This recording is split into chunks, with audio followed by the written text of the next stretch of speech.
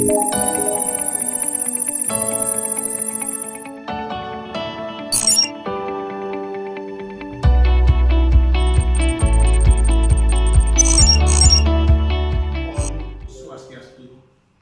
semangat pagi dan salam sejahtera untuk kita semua.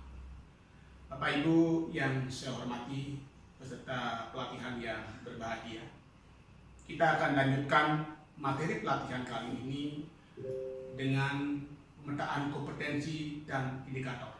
Bersama saya, Iwayan Arya Adnyana, Widya Suara, Balai Diklat Kabupaten Pasar.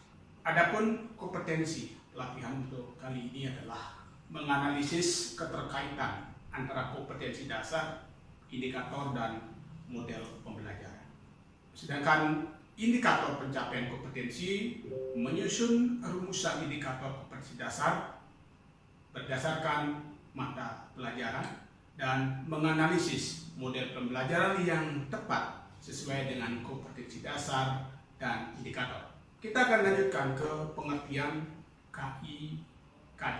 Adalah penggambaran hubungan antara KIKD dengan IPK, materi pembelajaran, metode pembelajaran, dan teknik penilaian. Tujuan pemetaan KIKD supaya IPK, materi pembelajaran, metode pembelajaran, teknik penilaian sesuai dengan KIKD atau tujuan pembelajaran.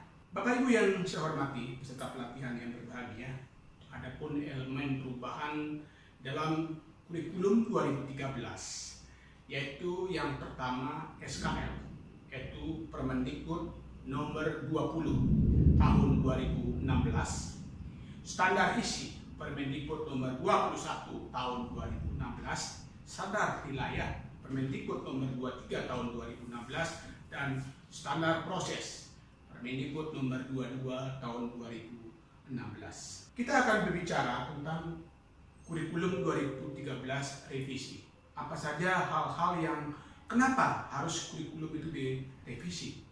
Nah, dalam hal ini kita dalam kurikulum ke 2013 ini adalah pendekatan saintifik yang dikuatkan oleh 4 komponen. Di antaranya yaitu literasi, di mana menumbuhkan literasi di Indonesia.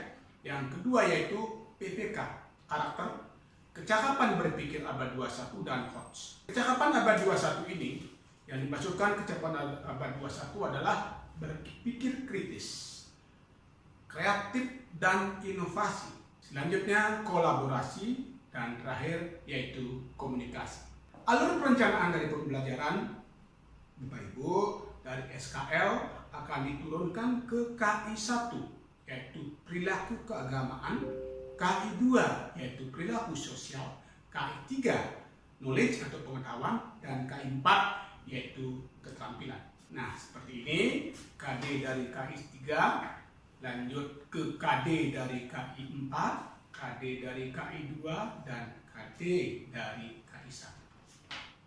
Baiklah Bapak Ibu yang saya hormati, di dalam penyusunan program pembelajaran, sebagai seorang guru harus memahami SKL, harus mengetahui KI, mengetahui kompetensi dasar atau KD, memahami peta sebaran KD dan waktu tatap muka mata pelajaran, memahami silabus, mampu menjabarkan KD ke dalam indikator, memahami standar proses, menyusun rencana pembelajaran, memahami standar penilaian, menentukan jenis penilaian yang digunakan, menyusun pengayaan, dan menyusun bahan remedial. Sedangkan di dalam proses pembelajaran, Bapak Ibu, ada 4 komponen penting atau 4 elemen yang Bapak Ibu harus kuasai, yaitu pendekatan. Karena dalam kurikulum 2013, pendekatan yang kita gunakan adalah pendekatan saintifik atau keilmuan. Dan strategi yang kedua, yang ketiga adalah metode. Bapak Ibu jelas, Bapak Ibu sudah mengetahui jenis-jenis metode apa saja yang Bapak Ibu sudah kuasai di dalam menerjemahkan ke dalam proses pembelajaran. Yang terakhir adalah model-model pembelajaran. Tentu dalam kurikulum 2013 ada model-model yang direkom oleh pemerintah. Di antaranya 1. Discovery, problem based learning, dan proyek positif.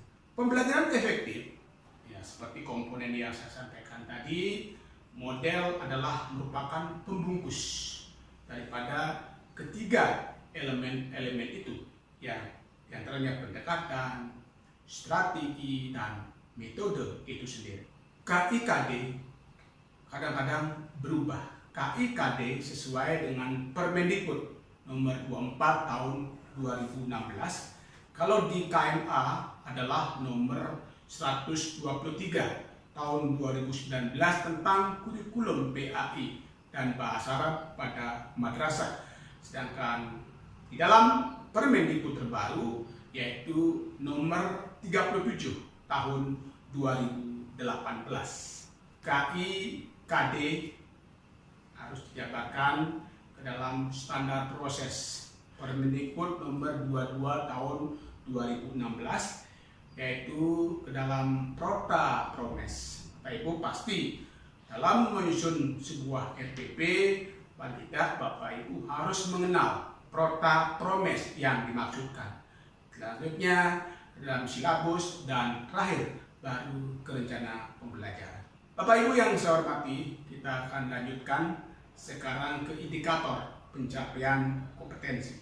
Indikator adalah perilaku yang dapat diukur dan atau diobservasi untuk menunjukkan ketercapaian kompetensi dasar atau KD tertentu yang menjadi acuan penilaian mata pelajaran. Nah, ini menurut Mulyasa 2007 halaman 139.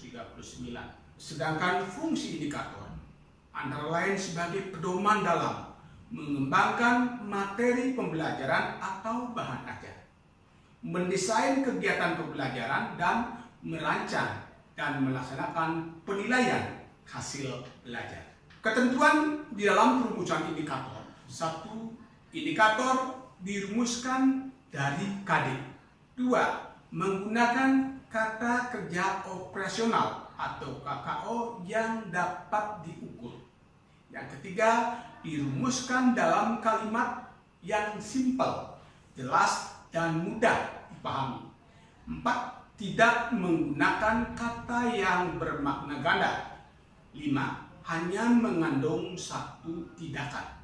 Sedangkan keenam adalah memperlihatkan karakteristik mata pelajaran, potensi dan kebutuhan peserta didik, sekolah, masyarakat, dan lingkungan atau daerah masing-masing. Di dalam langkah-langkah perumusan indikator, Bapak Ibu, yang pertama adalah menganalisis tingkat kompetensi yang digunakan pada kompetensi dasar, yaitu menganalisis kata kerja operasional. Dan yang selanjutnya, menganalisis indikator berdasarkan tingkat UKRK, kompetensi pada kompetensi dasar. Bapak Ibu yang saya hormati, yang saya banggakan, Bapak Ibu tentunya sudah mengenal KKO itu adalah KKO berdasarkan taksonomi Bloom. Yang pertama adalah ranah proses berpikir, cognitive domain. Yang kedua ranah nilai atau sikap, yaitu affective domain. Dan yang ketiga ranah keterampilan atau psikomotor domain.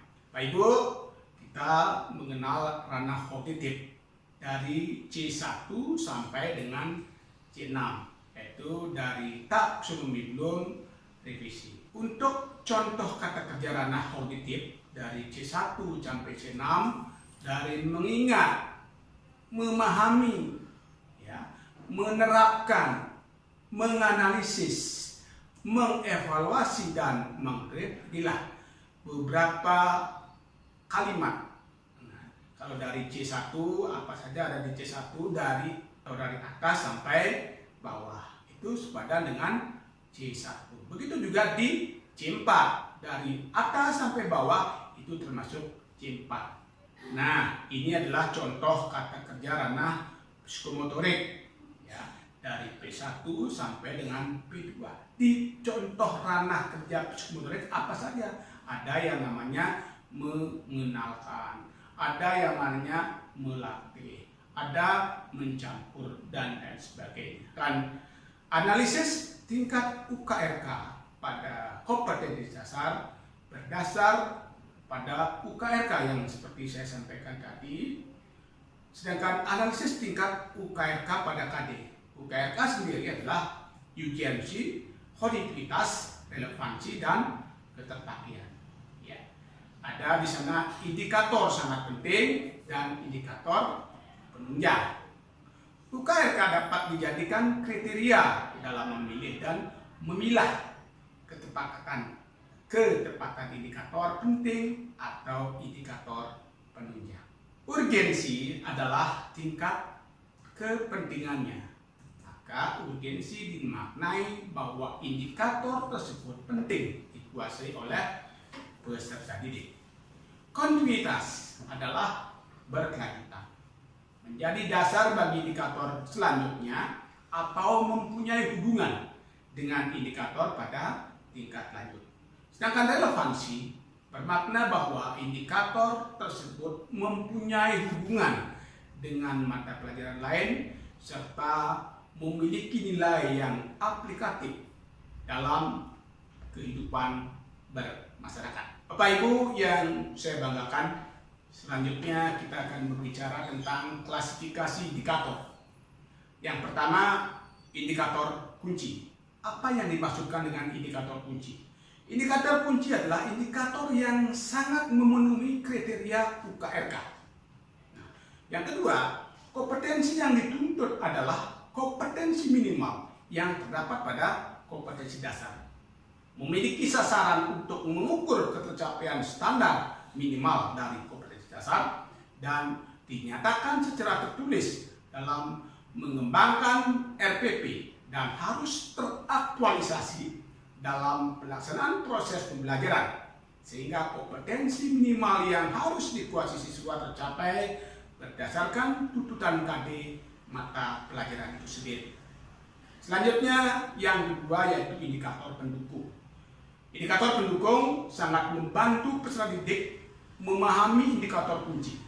Dinamakan juga indikator prasyarat yang berarti kompetensi yang sebelumnya telah dipelajari siswa berkaitan dengan indikator kunci yang dipelajari. Selanjutnya yang ketiga yaitu indikator pengayaan, mempunyai tuntutan kompetensi yang melebihi dari tuntutan kompetensi dari standar minimal kompetensi dasar. Tidak selalu harus ada dan dirumuskan oleh pendidik apabila potensi peserta didik memiliki kompetensi yang lebih tinggi dari dan perlu peningkatan yang baik dari standar minimal kompetensi dasar. Bapak Ibu yang saya hormati, dalam melakukan penilaian adalah indikator yang harus diujikan kepada siswa adalah indikator kunci. Indikator kunci tidak boleh terabaikan dan pendidikan dalam pelaksanaan penilaian, karena indikator inilah yang menjadi tolak ukur dalam mengukur ketercapaian kompetensi minimal siswa berdasarkan kompetensi dasar. Pencapaian kompetensi minimal ini merupakan pencapaian yang berstandar nasional, seperti halnya dengan indikator pendukung dan indikator pengayaan di dalam melakukan penilaian, disesuaikan dengan tingkat kebutuhan pemahaman peserta didik terhadap indikator kunci yang telah diberikan. Baik Bapak Ibu yang saya hormati, demikian yang dapat saya sampaikan untuk kesempatan kali ini. Mudah-mudahan ada manfaatnya. Om Santi Santi Santi Om. Selamat pagi dan salam sejahtera untuk kita semua.